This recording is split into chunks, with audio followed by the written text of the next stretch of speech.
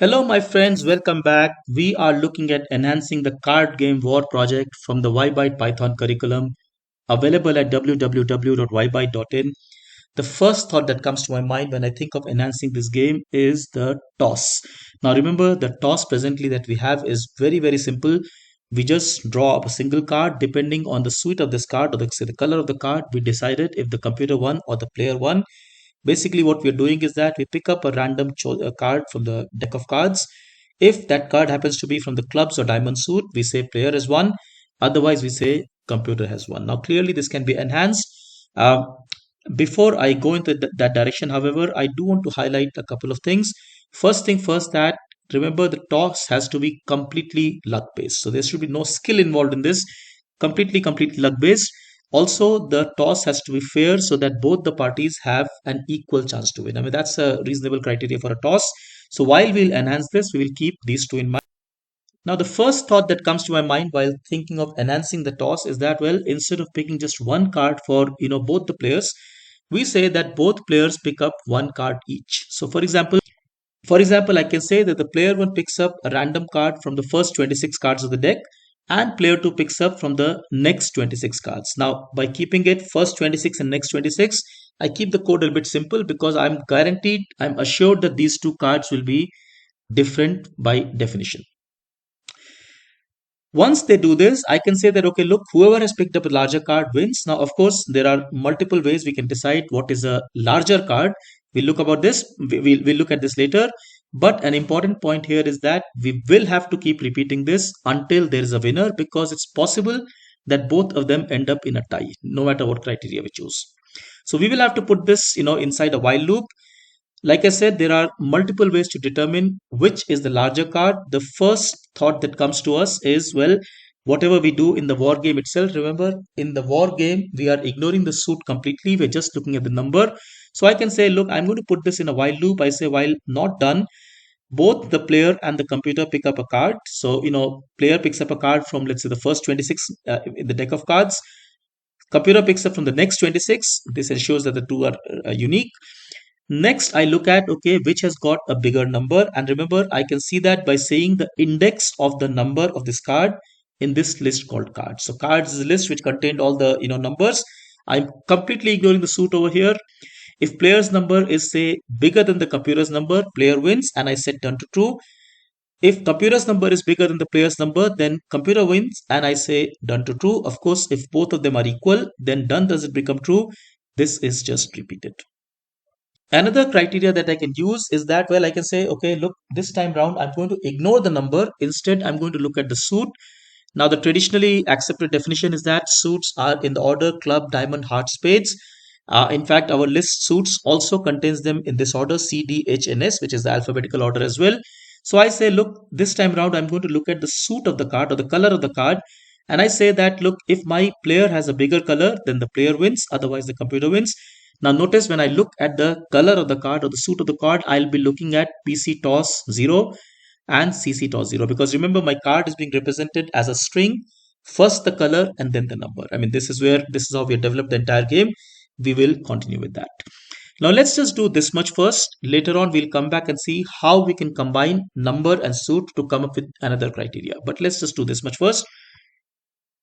So I get to my game over here. Remember, this was my toss, very simple toss. I'm going to just comment this out first.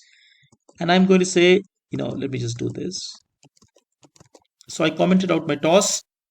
Now let me just, let me just at this point create a Boolean variable. I call it, say, done, which is, I set it to false. And I say while, say, not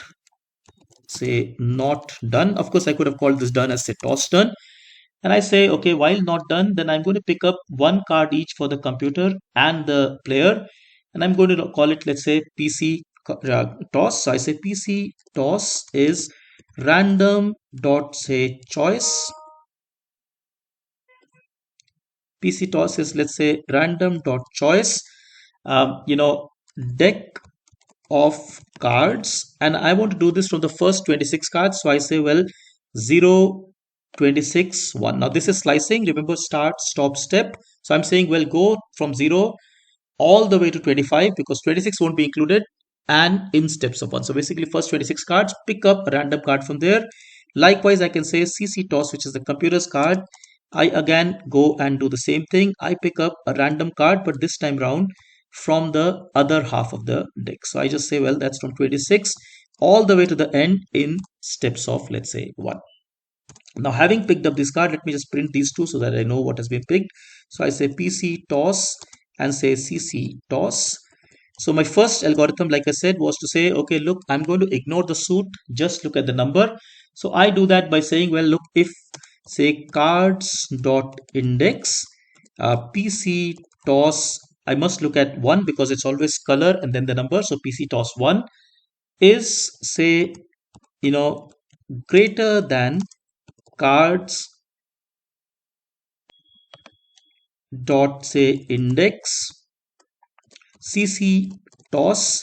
Again, I must look at 1. So if basically it means that player's card is bigger in number, I just go and say, well, print, say for example, player 1. And once having done this, my toss is over. I can set done is equal to true.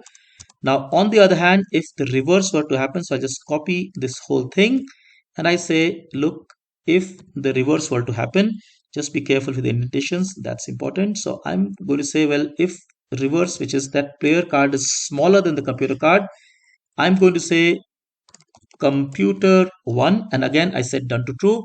And you can see that if both of them are equal, the loop will just run again because nothing will happen to done.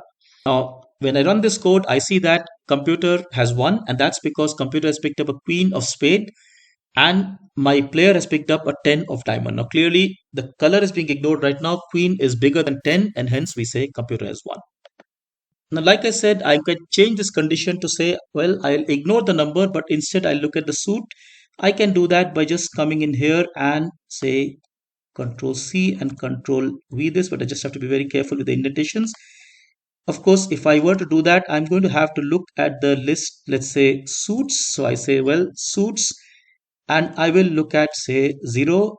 Again, here I'll just say suits dot index, let's say CC toss, say for example 0.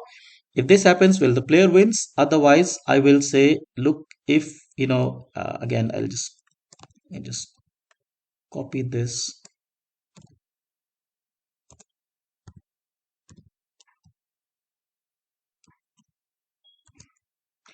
On the other hand, if the reverse situation happens, then the computer has won. Now remember, the reason this is going to work is because my suits list is already in this order that we had set, the alphabetical order. Now when I run this, something very interesting happens. First time round, both of them pick up clubs. Since both the suits are equal, the number is being ignored. We say, okay, this is a tie, and hence we do not change the value of done, and hence the while loop runs again. And next time I pick up D6 and C7. Remember, C is smaller than D, which is smaller than H and smaller than S. So clearly D is the bigger suit here, and hence I'm saying player 1. Like I said, later on we'll come back and enhance this even further, where we'll look at both the suit and the number in a very interesting manner. But for now, I hope this was interesting. In general, if you think this way of learning where we build activities, think about how we can enhance them and build these enhancements. If this is something that appeals to you, if this is something that makes you understand concepts better, look at our website www.wibyte.in because we have many such activities. Take care. Thank you so much. Bye bye.